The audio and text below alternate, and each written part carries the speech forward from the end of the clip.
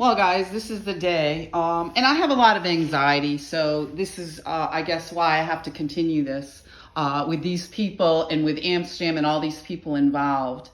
And the reason I'm doing this is because there's children involved that I care about, and I don't want to have them live like this. Look at this. This is how I sit. This is my life now. Today I had to do my taxes because I've been so sick with the kind of harassment that's going on here. I can't use my stove. I haven't had a shower. I haven't been able to live my life in a long, long time since this has gone on.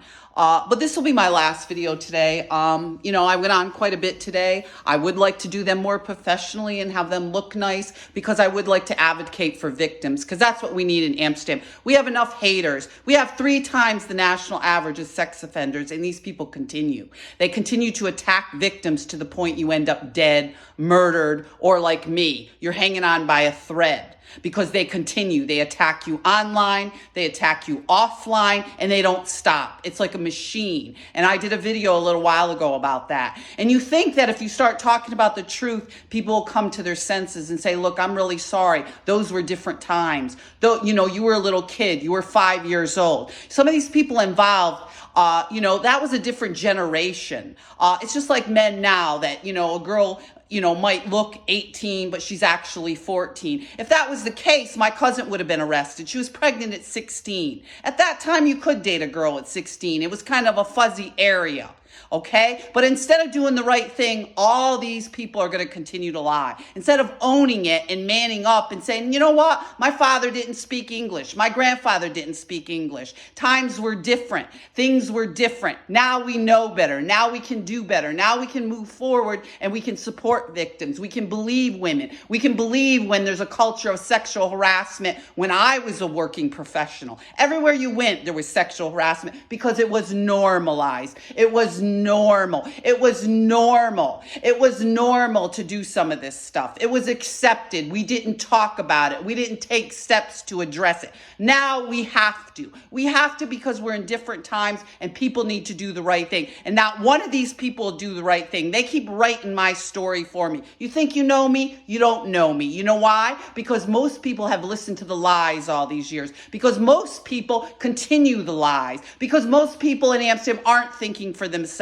They're either too afraid or they want to go along with the status quo or they don't have what it takes to do the right thing. Because when you do the right thing, you stand alone. You stand alone. And if you follow Jesus Christ like some of these people have told me all their lives, they wouldn't be so afraid of doing that. But they are afraid. They huddle together in their little group like a bunch of sheep and continue to bleat and lie. Lie, lie, lie. So anytime you want to sit down and have a discussion, we can have one. We can have one about how we need to support victims in Amsterdam. We need to support children that come forward and say, something was inappropriate. The neighbors, my uncle, my dad, my school, this, that, and the other thing. We have case after case. And if you look at my community page, I post a lot of cases, a lot of news stories about what's happening in our school districts, in our hospitals, in our police departments, and in our jails. And Amsterdam is no better and no different than everybody else. And I challenge any of you to start telling the truth.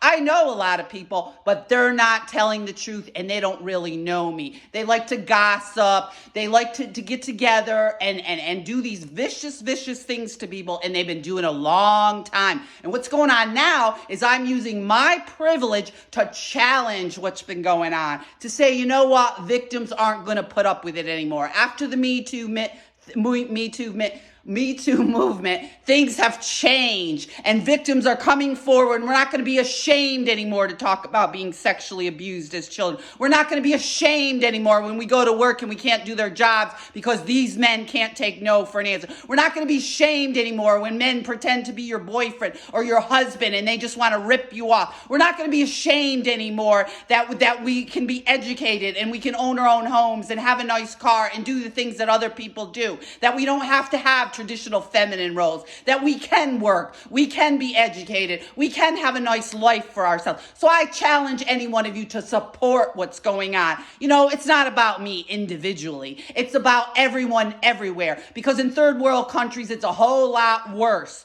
towards women that speak up, or towards women that just want to ride a bicycle, brush their hair, walk down the street. So anytime you want to sit down and you want to do something like this, you let me know, because right now I am sitting here like this and I can't do much of anything, and I should have been able to go forward with my career. I should be able to be the professional that I had worked very hard to be. But this is what I'm doing with my privilege, and I'm going to continue to do it. And until Amsterdam steps up to the plate and starts doing the right thing toward the victims, I will continue to talk, because there's children, continues to be children involved that need protection. They don't need y'all to keep covering things up and lying and doing the way previous generations have always done. These times are different, and they call for people to do the right thing. I don't care if you're intimidated. I don't care if you're afraid about your job. I don't care about all that stuff, because there's children involved, and nobody cared when I was a little child, did they? Nobody cared when I was a teenager. Nobody cared when I was trying to go to college. Nobody cared when I married my husband that wasn't even interested in having a marriage. Nobody cared after they threw me on the street. Nobody cared me talking about child abuse or sexual assault or domestic violence. So I'm asking you now to dig deep and think very carefully about the lies that you continue, and try to come forward and do the right thing and support what's good and decent, and stop your filthy lies.